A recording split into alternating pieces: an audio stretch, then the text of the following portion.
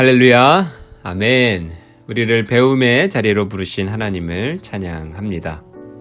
봉쇄 조치가 2단계로 조정되면서 분주한 하루를 보내셨을 거라 생각이 되는데요. 피곤하고 힘들지라도 오늘 이 양육을 통해서 우리의 영혼이 소생되어지고 또 새 힘을 얻는 귀한 시간이 되기를 축원합니다. 함께 찬양하심으로 하나님 앞으로 나아가도록 하겠습니다.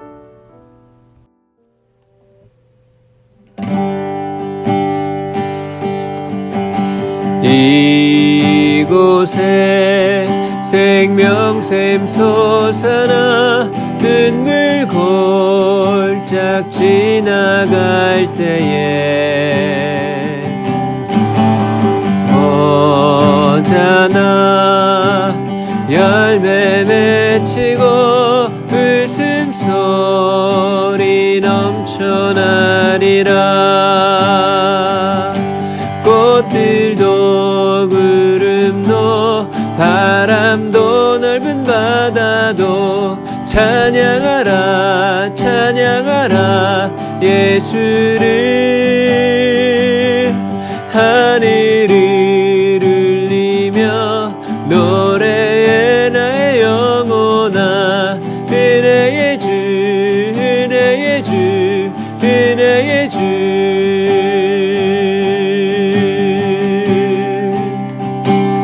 그날에 하늘이 열리고 모든 이가 보게 되리라. 마침내 꽃들이 피고 영광의 주가 오시리라. 꽃들도 구름도 바람도 넓은 바다도 찬양하라 찬양하라 예수를. 하늘을 울리며 노래해 나의 영혼아. 은혜의 주 은혜의 주 은혜의 주. 꽃들도 구름도 바람도 넓은 바다도 찬양하라 찬양하라 예수를. 하늘을 울리며 노래해 나의 영혼아. 은혜의 주 은혜의 주 은혜의 주 은혜의 주 은혜의 주 은혜의 주 은혜의 주 은혜의 주 은혜의 주.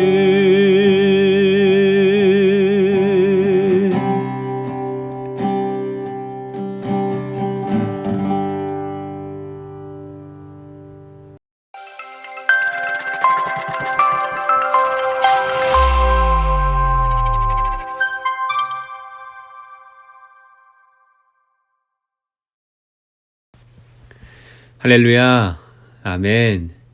왕관의 한인교회 제자양육 제3강 그리스도의 사역 가르침을 시청하시는 우리 성도님들 환영하고 축복합니다.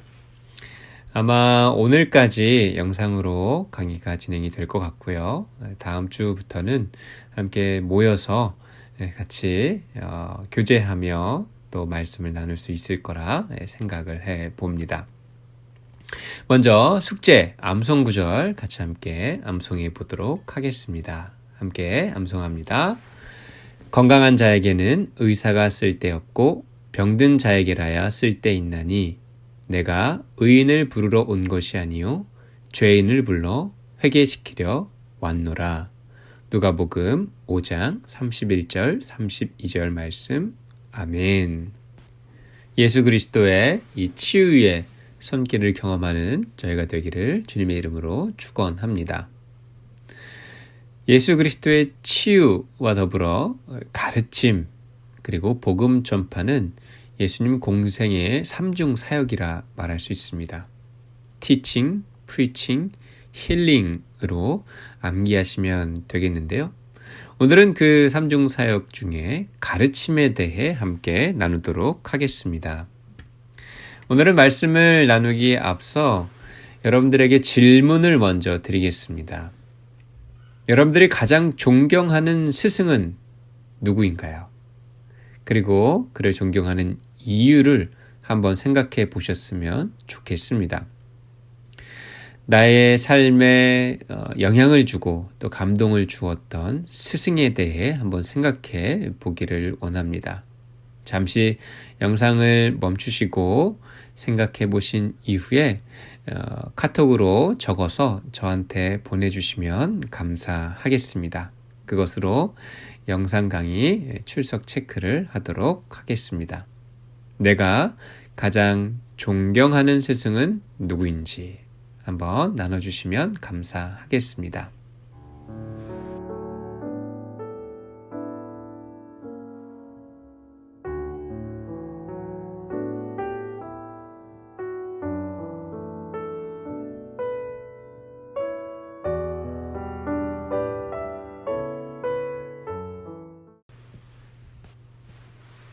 나눠주셔서 감사합니다. 잠시 제가 존경하는 스승을 나누고 싶은데요. 저는 왕관의 한인교회 오기 직전에 섬겼던 안광국 목사님을 가장 존경하는 스승으로 두고 있습니다. 그 외에도 여러 목사님들이 계셨고 또 저희 아버지도 또 저희 어머니도 굉장히 존경하는 스승이지만 목회자로서 성장하는 데 있어 가장 큰 영향을 끼쳤던 분은 바로 안광국 목사님이십니다. 안 목사님은 어쩌면 제가 참 가장 닮고 싶은 목회자의 상을 가지고 계신데요. 하나님 앞에서 신실한 목회자, 가족과 또 성도들 앞에서 한결같은 목회자, 늘 정직하고 솔직한 목회자의 모습입니다. 정말 여러 사람을 만나지만 만나는 사람마다 동일하게 대하는 그런 모습들을 보면서 참 목회자로서 균형이 있구나. 특별히 사람들과 관계하는 부분에 있어서 참 탁월함을 많이 보았습니다. 그래서 제게는 안광국 목사님이 가장 존경하는 스승이다. 나누고 싶습니다. 자, 이제 본격적으로 가르침에 대해 나눠 보겠는데요. 이런 말씀을 들어보셨는지 모르겠지만 가르침은 언어라 할 수 있습니다. 가르침은 언어다. 물론 가르침이라는 것이 말로 전해지는 것이기 때문에 너무나 당연한 말처럼 보이지만 성경적인 관점으로 보면 이는 조금 더 깊은 의미를 담고 있습니다. 먼저 언어가 무엇인가? 언어란 하나님과 사람 간의 계시의 1차적 수단이다. 하나님께서 말씀을 통해 우리에게 자신을 계시해 주시죠. 그리고 우리도 말을 통해 하나님께 우리의 모습을 드러냅니다. 말씀과 기도가 이 언어의 소통이라는 것이죠. 하지만 오늘날 현대 사회를 평가하는 이들 중에 우리가 언어의 위기에 닥쳤다라고 말하는 사람이 있습니다. 우리의 언어가 날로 가벼워지고 그 안에 어떤 진리나 참된 것보다는 거짓이 담겨 있는 현상들을 보며 평가한 것이겠죠. T.S. 엘리엇이라고 하는 시인이 있습니다. 이 시인이 했던 말을 한번 읽어보도록 하겠습니다. 시작. 연설의 지식은 있으나 침묵의 지식은 없고 말의 지식은 있으나 말씀은 알지 못하고 사느라 바빠서 놓쳐버린 생명은 어디에 있는가? 지식에 파묻혀 잃어버린 지혜는 어디에 있는가? 정보에 파묻혀 잃어버린 지식은 어디에 있는가? 참 맞는 말인 것 같습니다. 정말 수많은 말이 오고 가지만 그 말들 중에 우리의 마음을 울리고 또 감동시키는, 우리의 삶을 변화시키는 말들은 얼마나 있을까. 깊은 지혜를 담고 있고 진리를 드러내는 그런 말들은 많이 사라지고 있습니다. 특히 여러분들 가요를 들어보시면 과거의 가요들은 그 가사에 참 깊은 의미들이 담겨 있었습니다. 인생이 있었고 삶의 고뇌와 고민들이 묻어 있었죠. 하지만 요즘 노래들을 보면 이게 가사라고 하기는 좀 애매한 그런 문장들이 노래로 불려지고 있습니다. 이것이 언어의 위기라는 것이죠. 하지만 이 언어라는 것, 하나님께서 우리에게 주신 1차적 계시의 수단인 동시에 성경은 예수 그리스도가 언어다라고 말합니다. 우리 요한복음 1장 1절을 보시면 태초에 말씀이 계시니라. 이 말씀이 하나님과 함께 계셨으니 이 말씀은 곧 하나님이시라. 여러분 놀랍죠? 태초에 하나님께서 말씀으로 창조하셨습니다.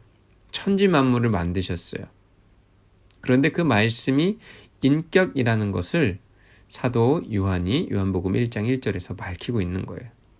그 말씀이 곧 하나님이셨다. 그리고 1장 14절을 보시면 말씀이 육신이 되어 우리 가운데 거하심에 우리가 그의 영광을 보니 아버지의 독생자의 영광이요 은혜와 진리가 충만하더라. 그 천지 만물을 창조하신 말씀이라는 인격이 육신의 옷을 입어 육신의 장막을 입고 우리 가운데 머무셨다. 이것을 바로 성육신 사건이라고 합니다. 하나님이 사람의 몸으로 오신 것, 인카네이션이라고 하는데요. 그 분이 바로 예수 그리스도, 하나님 아버지의 독생자이죠. 따라서 예수님은 말씀이다. 예수님은 언어다. 헬라어로는 로고스라고 하는데 예수 그리스도는 말씀 로고스다라고 말할 수 있겠습니다. 예수님께서도 우리를 가르치실 때 언어라는 수단을 사용해서 가르쳐 주셨는데요. 세 가지 형식을 두고 가르쳐 주셨습니다. 첫째는 설교고, 둘째는 가르침, 셋째는 일상의 대화입니다. 이 세 가지를 하나씩 보도록 하겠습니다. 먼저 설교입니다. 여러분, 설교는 사람을 설득하는 것이 아니라 선포하는 것이다. 설교는 설득이 아니라 선포다. 예를 들면 예수님께서 공생애를 시작하면서 가장 먼저 하신 말씀이 바로 이 말씀입니다. 회개하라, 천국이 가까이 왔느니라. 이 말씀에는 그 어떤 설득의 요소도 없습니다. 그저 천국이 가까이 왔으니 회개하라는 선포밖에 없는 것이죠. 설교란 무엇인가? 설교란 하나님이 지금 이곳에서 하고 계시는 일을 선언하는 거예요.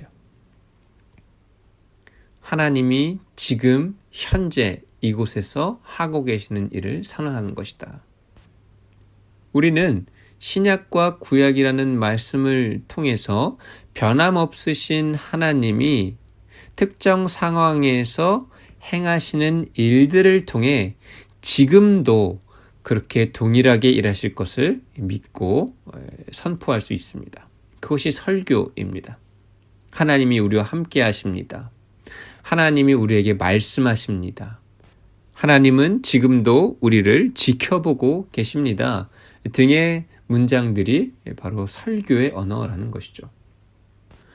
설교는 동시에 하나님이 현존하시고 행동하신다는 소식을 듣는 청중들로 하여금 끊임없이 인지하고 깨달을 수 있도록 선포하는 것입니다.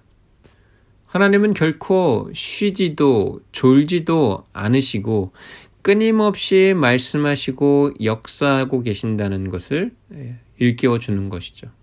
하나님은 우리의 모든 형편을 보시고 눈 감고 계신 분이 아니라는 것을 선포하는 것입니다. 더불어 설교는 하나님이 지금 하고 계신 일에 우리를 개인적으로 참여하도록 초청하는 언어입니다. 하나님이 지금도 일하고 계시니 우리도 하나님의 명령에 순종해야 합니다. 라는 것이죠. 이 모든 것을 종합해 보면 설교는 하나님의 인격성과 현재성을 전달하는 것이다 말할 수 있습니다. 두 번째, 예수님은 가르침을 통해 가르쳤습니다. 다소 어폐가 있는 말처럼 들릴 수 있겠지만 이 설교와 가르침을 구분하기 위해 이렇게 정리를 해보았습니다. 설교가 하나님의 현존과 행동하심에 대한 선포라면 가르침은 그 선포된 것이 우리의 삶 곳곳에 확장되도록 하게 만드는 것이죠. 가르침은 정보 전달의 이상의 것입니다. 하나님의 선포된 것이 우리의 언행과 모든 삶의 방향에 적용되게 만드는 것이죠. 예수라는 살아있는 다면적 진리를 수용하고 적용할 수 있도록 돕는 것이 바로 가르침의 역할입니다. 그래서 이런 말이 있습니다. 가르침을 통해 생명이 없는 말이 부활한다. 말 자체에는 생명이 없죠. 하지만 우리가 그것을 가르침을 통해 그 말이 우리의 삶 가운데 성육신하여 부활할 수 있도록 만드는 것입니다. 마태복음을 기록한 마태는 예수님의 가르침을 정리했는데요. 총 6개의 교훈으로 나누어져 있습니다. 첫 번째는 산상수훈이고요. 두 번째는 제자들에게 주는 가르침, 세 번째는 천국 비유, 네 번째는 공동체를 위한 가르침, 곧 겸손과 용서에 대한 내용이고요. 다섯 번째가 바리새인에 대한 규탄, 위선에 대한 경고이죠. 그리고 마지막 때에 일어날 일들을 감람산에서 설교해 주셨습니다. 예수님께서 이처럼 다양한 가르침을 우리에게 주신 이유는 그 가르침으로 말미암아 하나님의 살아있는 말씀이 우리의 삶과 성품과 신앙과 관계와 공동체 그리고 가치관과 세계관에 영향을 끼치도록 하신 것입니다. 하지만 현대인들의 모습을 보면 그들은 공적인 것과 사적인 것, 영적인 것과 세속적인 것을 파편화시켜 지정된 공간에 밀어넣고 그 문제들을 다루고 싶을 때만 편리하게 접근하는 경향을 보입니다. 이러한 경향은 현대를 살아가고 있는 그리스도인 안에서도 발견될 수 있는데요. 하나님의 말씀이 우리의 삶 전체에 영향을 미치는 것이 아니라 아주 부분적으로, 파편적으로 영향을 미치게 된다는 것이죠. 이처럼 파편적인 기억과 지식을 가지고 신앙생활을 한다면 결국 자기 모순이라는 벽을 마주하게 될 것입니다. 하나님의 선포된 말씀이 우리의 삶에 전인격적으로 적용되도록 그 말씀 앞에 자신을 노출시키지 않는다면, 가르침을 통해 그 말씀이 확장되도록 하지 않는다면 우리의 신앙은 결코 온전해질 수 없다라는 것입니다. 예수 그리스도의 가르침은 우리의 삶, 성품, 신앙, 관계, 공동체, 가치관, 세계관에 영향을 주는 것이다. 예수님 가르침 외에도 성경에는 다양한 하나님의 가르침의 말씀들이 있죠. 모세오경이나 잠언, 전도서, 시편, 다양한 예언서들이 우리에게 하나님의 백성으로 살아가는 삶의 양식들과 가치관들, 세계관들을 제공합니다. 그렇다면 이 가르침 다음에 하나님께서 사용하신 형식이 있는데 그것은 바로 일상의 언어입니다. 예수님께서는 모두가 참여할 수 있는 이 일상의 대화를 통해서 우리에게 가르침을 주셨습니다. 집에서 식사를 하면서 들판이나 호숫가를 거니시면서 또 이런저런 일들을 마주하면서 질문에 대답을 하면서 거기 없이 주고받는 대화를 통해 예수님의 진리를 가르쳐 주셨죠. 이 일상의 언어를 통한 가르침은 정말 파워풀합니다. 저도 오클랜드 온누리교회에서 중고등부를 담당하면서 느꼈던 것 중에 하나가 주일에 1대 다수라는 형식의 어떤 설교보다는 1대1 혹은 1대 소수의 형태로 말씀을 증거할 때 더 효과가 있었다라는 것을 느꼈어요. 가장 효과적으로 말씀을 전할 수 있었던 때는 교회 봉고차를 타고 아이들 픽업과 드롭오프를 할 때였습니다. 그래서 저는 그 사역을 굉장히 중요하게 생각했어요. 그래서 주일마다 거의 100km 정도를 운전을 했던 것 같아요. 오클랜드 내에서만. 아이들, 특히 멀리 살고 있는 아이들, 부모님이 교회에 나오지 않는 아이들은 직접 데려다주고 또 데리고 오면서 많은 이야기들, 삶을 나누고 또 말씀을 나눴던 것 같습니다. 특별히 아이들 중에 좀 표정에 저 근심이 있습니다, 저 걱정이 있습니다, 저 상처받았습니다 하는 친구들이 있으면 그 친구를 꼭 마지막에 내려다 줍니다. 사람이 많을 때는 할 수 없었던 이야기들을 1대1로 있을 때 이야기할 수 있기 때문이죠. 예수님께서도 이 일상의 언어들을 통해 제자들을 가르쳐 주셨고 또 많은 사람들에게 진리를 선포해 주셨습니다. 그 일상의 언어들이 가장 잘 기록되어 있는 복음이 누가복음입니다. 누가복음에는 여행 내러티브라 해서 일상의 삶 속에서 또 예루살렘과 갈릴리를 오고 가는 그 길 위에서 나눴던 대화들의 이야기가 많이 등장을 하는데요. 누가복음에만 등장하는 그런 비유들이 몇 가지 있습니다. 먼저는 여러분 잘 아시는 선한 사마리아인의 비유가 누가복음에만 등장하고요. 또 어리석은 부자의 비유, 탕자의 비유가 그렇습니다.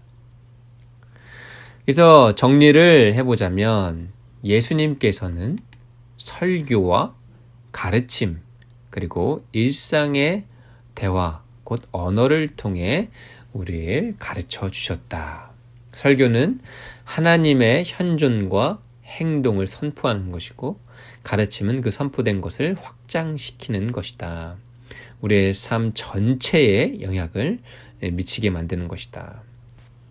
그리고 마지막 일상의 언어는 구조화되지 않은 형태로 소소한 사건들과 만남들을 통해 이루어지는 가르침이다. 우리는 이 세 부분에서 예수님을 배우고 또 가르칠 수 있어야 합니다. 설교는 목회자와 같이 신학적 교육을 받고 또 여러 과정을 통해 검증된 사람에게 주어진 직무이죠. 말씀의 봉사를 맡은 사람들입니다. 하지만 그 설교는 꼭 목회자만의 전유물은 아닙니다. 성경을 보면 집사님들도 설교를 하셨고요. 장로님들도 설교를 하셨습니다. 중요한 것은 우리가 말씀과 기도로 늘 깨어 있어서 하나님의 살아계심과 또 하나님의 행동하심을 영적으로 감지하여 선포할 수 있는 그런 담대한 믿음이 필요하다는 것이죠. 또한 선포된 것을 가르칠 수 있어야 합니다. 가르쳐 보신 분은 아시겠지만 배울 때보다 가르칠 때 그 내용이 더 확고하게 자리 잡는다는 것을 알 수 있죠. 하나님의 말씀을 우리가 배울 뿐만 아니라 가르쳐야 합니다. 제가 섬겼던 온누리교회에서는 이런 캐치프레이즈가 있었어요. 배우든지 가르치든지 해라. 우리가 배우든지 아니면 배운 것을 가르치든지 해라. 가르치면은 정답이 없죠. 사람마다 각자 창의적인 방법으로 가르칠 수 있습니다. 그래서 저는 여러분들이 이것들을 배운 이후에 누군가에게 가르칠 수 있게 되기를 바랍니다. 제자됨이 무엇인지, 예수 그리스도께서 제자로 부르신 인생은 어떤 인생인지 그것들을 먼저 배우시고 가르칠 수 있게 되길 바라요. 또한 여러분들의 가정과 삶 속에서 이루어지는 그런 대화들을 통해서 예수 그리스도의 진리를 가르칠 수 있게 되기를 바랍니다. 여러분들 가족들에게, 자녀들에게, 또 만나는 동료, 친구들에게 예수 그리스도의 사랑과 그 희생과 그 안에 담겨있는 진리와 가치를 전할 수 있게 되기를 바랍니다. 우리는 이 세 부분, 설교 가르침, 그리고 일상의 대화를 통해 예수님을 배우기도 할 뿐만 아니라 가르칠 수 있어야 한다. 예수님께서 이 세 가지를 하나로 묶어서 사용하신 양식이 있는데 그것이 바로 비유라는 양식입니다. 영어로는 parable이라고 합니다. 이 parable은요, 헬라어 파라볼레에서 비롯되었습니다. 그래서 서로 다른 어떤 물건이나 상황을 평행선상에 놓고 비교하는 그런 개념이죠. 예수님께서 사용하신 비유에는요, 은유적, 사실적, 역사적, 그리고 풍유적 의미를 지니고 있습니다. 복음서에는 예수님의 다양한 비유들이 기록되어 있는데요. 한번 비유를 정리한 표를 보길 원합니다. 내용이 많아서 이 표는 여러분들에게 카카오톡으로 보내드리도록 하겠습니다. 카카오톡을 여셔서 표를 보시면 좋겠는데요. 이 표는 가나다 순으로 되어 있습니다. 자세한 내용은 한번 쭉 읽어보시면 좋겠고요. 그 비유의 항목들만 보면 가라지 비유, 겨자씨 비유, 그물에 잡힌 고기 비유, 누룩에 대한 비유, 달란트 비유, 두 아들의 비유, 두 종류의 집터의 비유, 망대 건축의 비유, 무화과 나무의 비유, 무익한 종의 비유, 바리새인과 세리의 기도의 비유, 뱀과 비둘기 비유, 밭에 감추인 보화 비유, 부자와 나사로 비유, 불의한 재판관 비유, 불의한 청지기 비유, 선한 목자와 양의 비유, 선한 사마리아인 비유, 생배 조각과 낡은 옷의 비유, 소금과 등불의 비유, 시장에 앉은 이들에 대한 비유, 씨 뿌리는 자의 비유, 약대와 바늘기의 비유, 양과 염소의 비유, 어리석은 부자의 비유, 열매 없는 무화과 나무 비유, 열 문화의 비유, 열 처녀의 비유, 용서할 줄 모르는 종의 비유, 잃어버린 드라크마의 비유, 잃은 양에 대한 비유, 좁은 문에 대한 비유, 진실한 종과 불의한 종의 비유, 진주의 비유, 추수할 일꾼의 비유, 탕자의 비유, 티와 들보의 비유, 포도나무와 가지의 비유, 포도원 농부의 비유, 포도원 품꾼의 비유, 한밤중에 찾아온 친구의 비유, 혼인잔치의 비유, 혼인집의 손님의 비유 등 정말 다양하고 많은 비유를 사용하셨습니다. 예수님의 이 비유들에는 세 가지 특징이 있는데요. 첫 번째, 그 목적을 보시면 예수님께서 비유를 통해 가르치신 이유는 하나님의 나라의 비밀을 하나님의 사람들에게는 드러내시되 동시에 교만한 자들에게는 감추시기 위해서 비유를 사용하셨다. 이어서 예수님의 비유를 올바로 이해하고 해석하는 열쇠는 예수님이 이 땅에 오심으로써 하나님의 나라가 임하기 시작했다. 곧 하나님의 나라의 도래라는 관점으로 해석하는 것입니다. 예수 그리스도 안에서 이루어진 하나님의 나라죠. 여러분, 그 2단에서 주로 사용하는 성경의 무기가 바로 이 비유입니다. 이 비유를 자의적으로 해석해서 예수 그리스도가 아닌 교주와 같은 특정 인물을 가리키는 것으로 오역을 하여 많은 사람들을 혼란으로 인도하고 있죠. 그래서 비유는 오직 예수 그리스도 안에서 하나님 나라의 도래라는 관점으로 해석이 되어야 합니다. 동시에 우리는 이 비유가 당시 팔레스타인 지역에 살고 있던 사람들의 문화와 이해 그리고 지식 속에서 만들어진 것이기에 이스라엘 사람들의 문화를 연구할수록 그 비유의 참된 의미를 더 밝혀낼 수 있는 것이죠.